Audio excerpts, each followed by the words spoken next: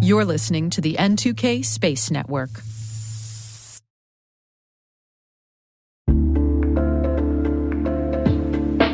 Hi, I'm Brandon Karpf, Executive Director of N2K Space.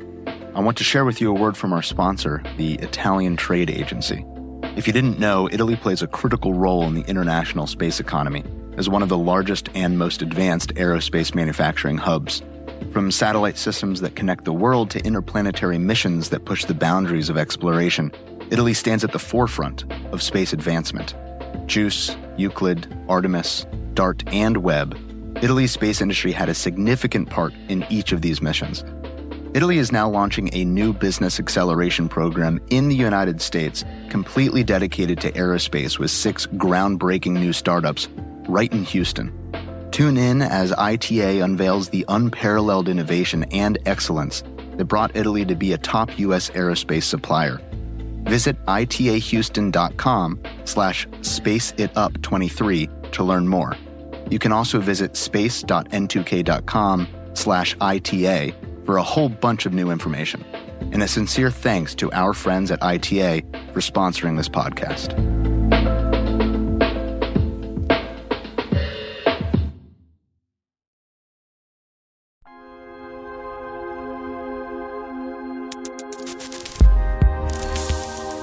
Welcome to T-Minus Deep Space from N2K Networks. I'm Alice Carruth, producer of the T-Minus Space Daily podcast. Deep Space includes extended interviews and bonus content for a deeper look into some of the topics we cover on our daily program.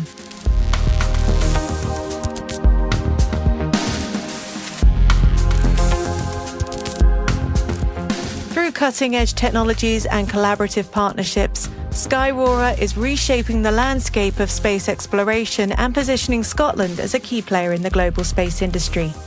Join us as we discuss Skyrora with their Head of Business Development.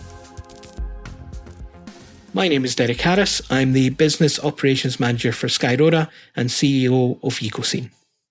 We started roughly about 6 years ago and we're a small launch company, so we're looking to launch small satellites up to 315 kilograms into low Earth orbits for sun-synchronous and polar from Scotland up in Saxe-Voord. Some of the things you might have seen in recent times is we have had a lot of suborbital attempts for smaller vehicles, the largest being last year that we launched actually from Iceland, which was a good adventure. That's amazing. So you guys are working on sovereign launch capability in the UK. Can you tell us a bit about that process? Because the UK is not new to space. It's been one of the largest satellite suppliers for a long time, but launch is certainly a new process that's come over to the country. Certainly. Well, it is a new process, but it's also an archaic one. And if I'm being a bit nice that way. So the UK actually did have a launch program back in the 1950s and 60s. So those rocketry experts out there will be sort of citing the Blue Streak, Black Knight projects, and of course Black Arrow for that, which flew from Woomera in 1971 for the Prospero mission. But after that, what wasn't well known to probably younger people in the generations is it was cancelled. To being a spacefaring nation and then to scrap it, we are the only country to do that, which is just unbelievable. Imagine taking all that data, throwing it in a skip and setting it on fire and having to start from scratch. That's really what happened. Thankfully, there are some documents that survive due to some of the engineers. Engineers don't like to get rid of their work so easily, so when we brought Black Arrow back from Australia, we donated that and some of the paperwork to the Farnborough Air and Space Transportation Museum, so please go and see it down there. But from scratch, really, I've now been with the company coming on 6 years. When we started out, there was 4 or 5 of us in a room, and it was basically building up departments. So to start with, highlighting who we wanted to help with their engines, who we wanted to build. So the bringing in of Dr. J.J. Marlowe from Kingston University. He was a professor down there. We've brought him in to head up our engineering here. We brought in talent from Dnipro in the Ukraine. They were, for those who may not know, Dnipro is the rocket city and has such a huge pedigree when it comes to anything space, especially engines and tanks, and actually ran most of the Soviet missions. And that's why we're seeing a big slowdown, not just because the sanctions on Russia, but also a lot of people still get their parts and engine capabilities from there. So it's had a huge knock-on effect to the space sector, the war that's going on at the moment. For us, we've been quite lucky because our team and any key members we had from there were already sort of brought across to work with our UK team and to do that knowledge transfer. So 6 years ago, from 4 people in a room, the first 2 years really was hard marketing and hiring. So marketing the company to get the name out there, hiring to get the right people in. So as I said, Dr. J.J. Marlowe being key there, who bringing up. Then from there, we've opened up the largest engine test site in the UK, which tests our 70 kilonewton engines, which is based just outside of Edinburgh. We now have our production facility out in Cumbernauld, which is roughly about 55,000 square feet, which even at that, it's a large piece of real estate, but it's still a little bit too small for where we want to get to. But small steps to get to where we need to be. We've got a bunch of suite of small vehicles which people may not know. So we started off with what was called Skylark Nano, roughly about a 2 metre tall, which are similar to the rockets that you may see in and about local competitions. We went to Skylark Micro, which we launched from Iceland, which are similar, about 4 metres tall. And these are the sort of things you would see at the Spaceport America competitions that we've spoken about previously. We have Sky High, which is a hybrid, which is still currently on pause, so we can find somewhere to do it. And then we had Skylark L, which is our second largest. So at 11 metres long, that was what we launched attempt from Iceland last year in October. And I have to say, managing to get a launch attempt out of Iceland, almost a mile or two south of the Arctic Circle in October, I can't say how well the team did to do that. So that brings us on to our next SKL launch, which we're hoping to be within the next few months, to beginning of Q2 next year, and then obviously on to the main launch facility in the XL vehicle. And that will be at Saxiford Spaceport in Scotland, am I correct?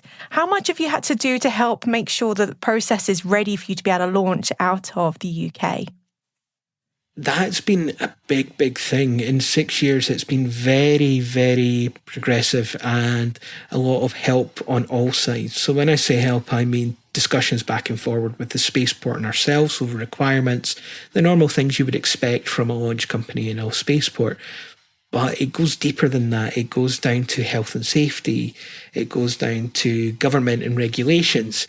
And even goes down, the biggest one for us, I would say, is the environmental aspect for the launch site. So I know there was huge amount of interaction with the public around us to make sure that Scotland is a very beautiful country and we want to remain that way, but we also want to be a space nation.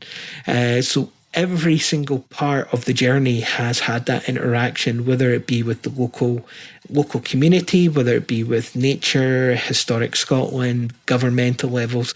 So there's been a huge amount of conversations over the last sort of 6 years from launchers, from launch sites, insurance companies, government ministers.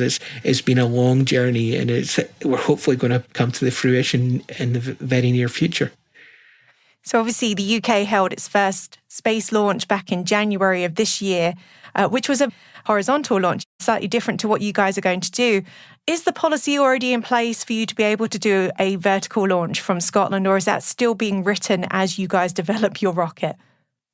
Very much. It's in place, and the licensing requirements are in place as well. So both spaceports and ourselves are going through those. I think the only thing that slowed that down, to be honest, was with COVID, because a lot of the staff had to be reallocated to help deal with that. But now that they're back, our case manager and the team down at the Civil Aviation Authority have been wonderful. It's that collaboration that I was speaking about earlier, talking back and forward. We know horizontal is different from vertical launch, and there will be some different challenges from what they've had to sort of do for passing that license. So having those open channels of communications has been great to do so. But we believe we're not far away from having that license. The spaceports are in the same boat in that regard, which means really the tech is almost there and almost built and ready to go. So it's as I said, it's nearly coming to fruition for the whole sector.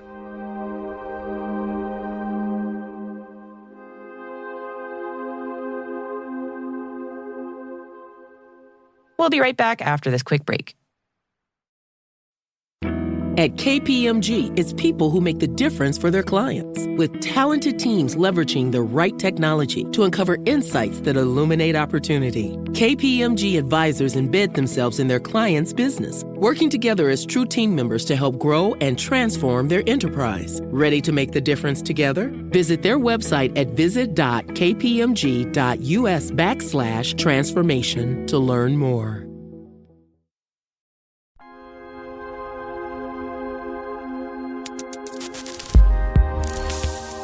So you guys have been, how do I put this, coined as being the new additive manufacturing company. Can you explain to me what it is that you guys are doing at Skyrora in that manner? Yeah, so a large part of when we started out was realising there was not a fully functional supply chain in the UK and Europe that would help for launch. So when you look at things, either you were ordering from the US or individual people, one of the largest parts that we looked at was our engines, and to do these by hand and things like this would have cost a lot of money, taken a lot of time, and there was a lot of shipping. So the whole journey of the life cycle of the engine wasn't the best for production wise, for monetary purposes as well, economically, environmentally, and any processing. So we looked at 3D printing. And this is where we've got that sort of additive manufacturing tag from. So we first off started with what was called Skyprint 1. And Skyprint 1 is very small 3D printer, and it was doing our gas chambers for our engines, and was a 3D printer on a robotic arm that allowed us to have sort of the 5-axis to spin it around, do what we needed to do. But then we decided we wanted to go bigger. And this is one that always makes me laugh, because everyone says they've got the biggest and best. And I think to this day, we believe we have the biggest and best 3D printer as the 10th of August, 2023, just in case you're listening to this further down the line. So we've made a 3D printer, which we've named Skyprint 2.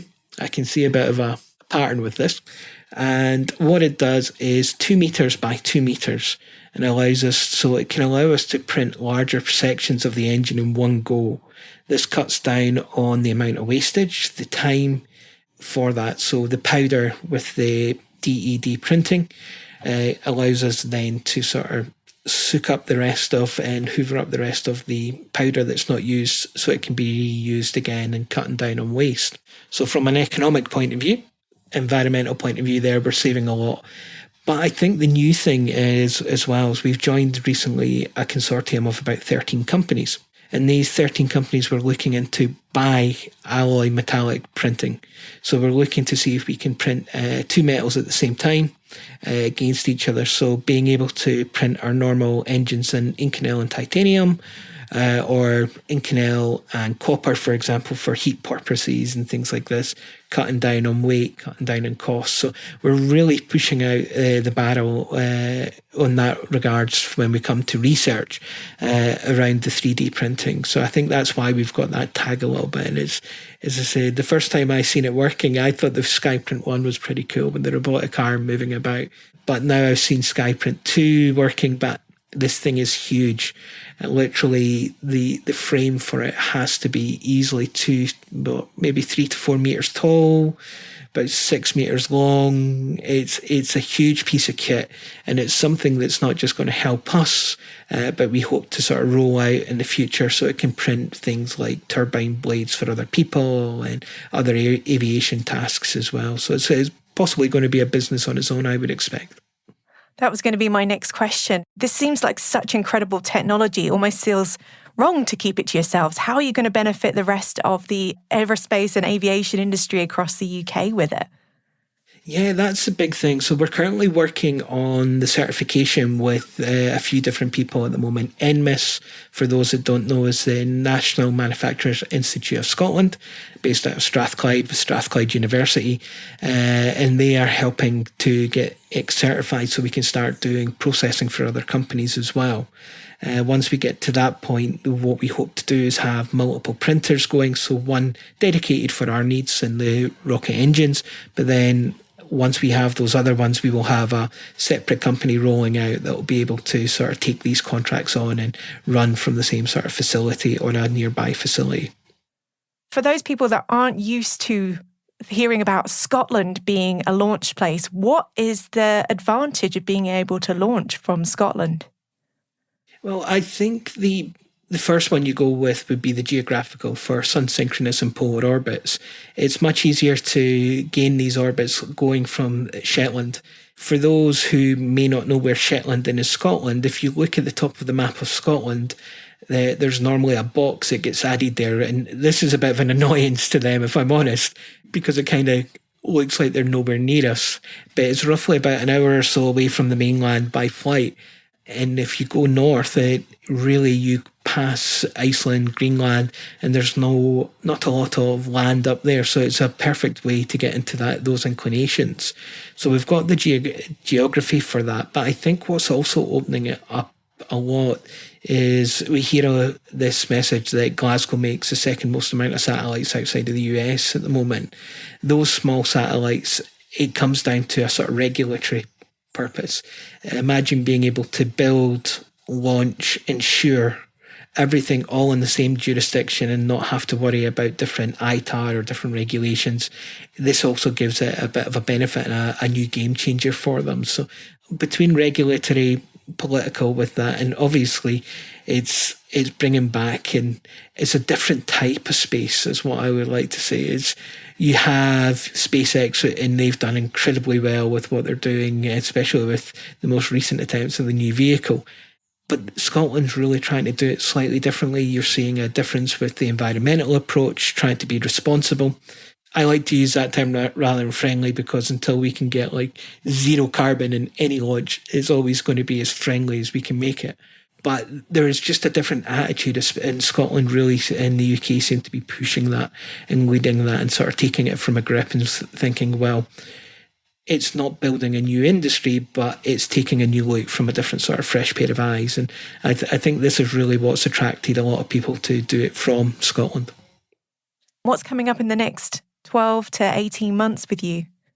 I think the biggest one that we'll see coming along will be the SKL2, so Skylark 2 launching attempt. So at the moment we're talking with the local government for that and talking with Saxavord to see if we can launch from there. We've also opened up conversations again with Iceland, who we previously went with. So we hope to have that launching, I would say, within the next 6 months or so. The static testing of the first stage, the full qualification of our 70 kilonewton engines. These are the main milestones over the next sort of 12 to 16 months. From ourselves, what else could you see? Well, I would just say keep your eyes peeled and watch. We do like to post the videos from time to time on some of the testings and things, but there is a lot in the pipework that hopefully we can announce coming along in the near future. Derek, thank you so much for your time. I'm really excited to see what happens with Skyaurora in the next coming months and years. No, thank you very much for inviting me along, Alice. It was a pleasure.